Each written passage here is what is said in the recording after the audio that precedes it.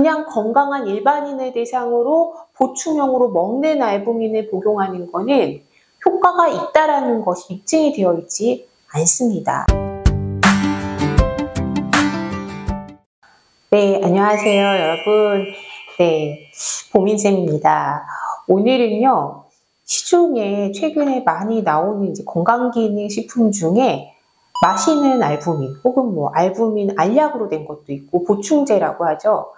이 건강기능식품 이야기가 굉장히 많이 나오고 있는데 사실 저한테 오시는 환자분들도 요즘에 되게 궁금해 하시더라고요. 그래서 오늘은 이 알부민에 대해서 좀 얘기를 해볼까 하는데요.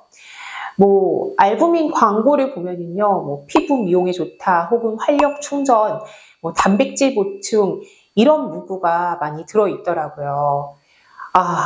그런데요, 제가 이건 방송에서 하는 얘기가 아니고, 내과 의사로서, 그냥 한마디를 좀 해보고 싶어서, 네, 올립니다. 자, 이런 제품 대부분은요, 저는 굳이 일반 건강한 사람한테는 필요가 없다라고 생각을 합니다. 그리고 차라리 그 돈으로 더 현실적인 방법을 좀 택하셨으면 좋겠어요. 왜 제가 그렇게 이야기를 하고 생각을 하는지 근거와 함께 좀 말씀드려 볼게요. 자, 일단은 알부민이 뭔지를 알아야 될 거 아니에요. 알부민에 대해서 좀 간단하게 설명을 드리면은 사실 알부민 자체가 우리 혈액에서 굉장히 중요한 역할을 하는 단백질은 맞습니다. 혈관 안에 이 삼투압을 유지를 시켜주는데, 삼투압이라고 하는 거는 물을 끌어당기는 역할을 의미합니다. 그래서 이 알부민이 부족하면은 물이 쓸데없는 대로 막 다 새 나가서 부종 같은 게 생길 수도 있고요. 또 막상 이 혈관 안에 혈장량은 풍부해야 되는데 알부민이 혈액 안에 부족하면 혈장량이 줄어들면서 정말 쇼크가 오는 경우도 있고, 혈압이 너무 낮아져서 문제가 되는 경우도 있고, 또 쓸데없는데 막 물이 차다 보니까 복수가 찬다든지 혹은 폐에 물이 찬다든지 이러한 현상도 생길 수가 있어요.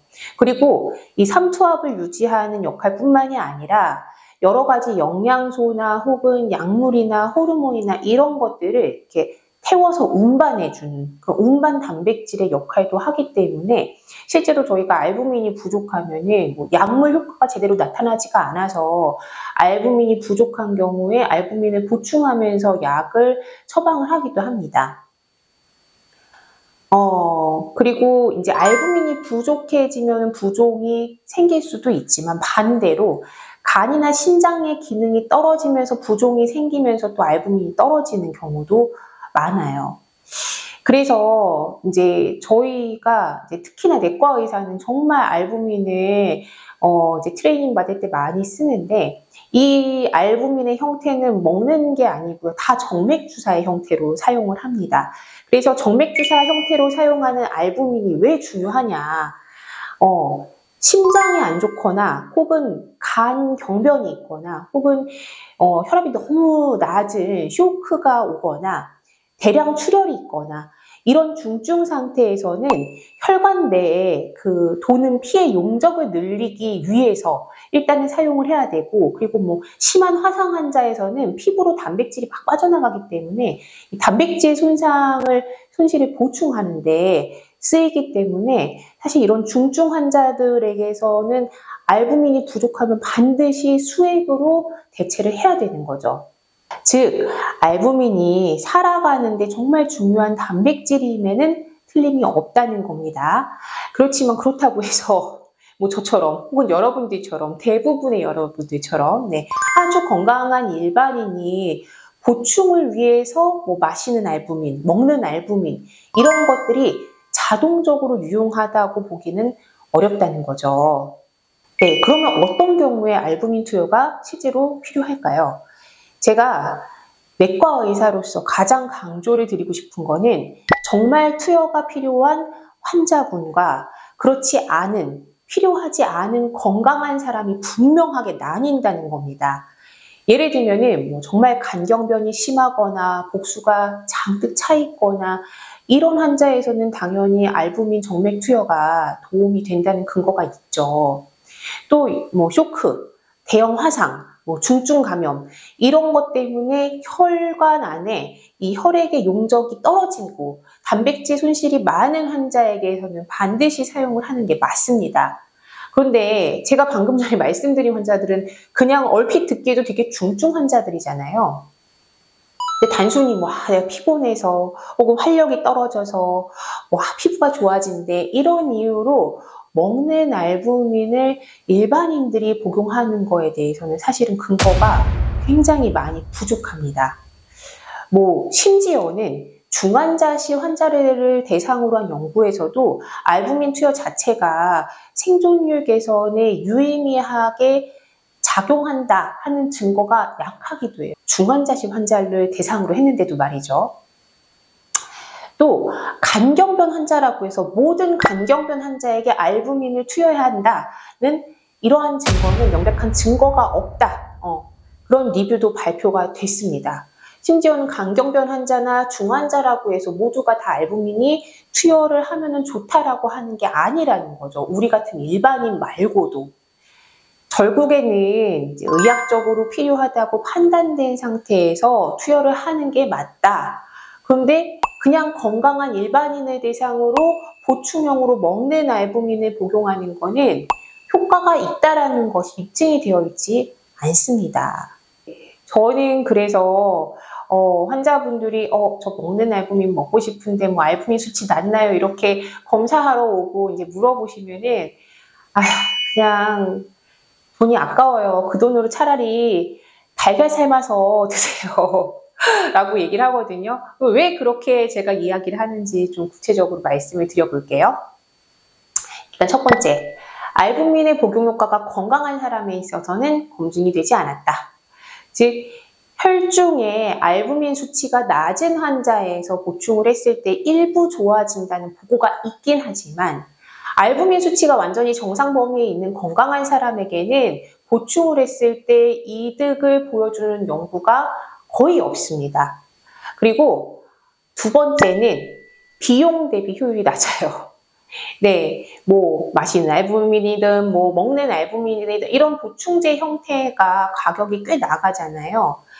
그리고 이렇게 먹어서 뭐 보충제 상태에서는 그 작용이 정맥주사형 알부민과는 다르게 저명하게 밝혀져 있지가 않습니다.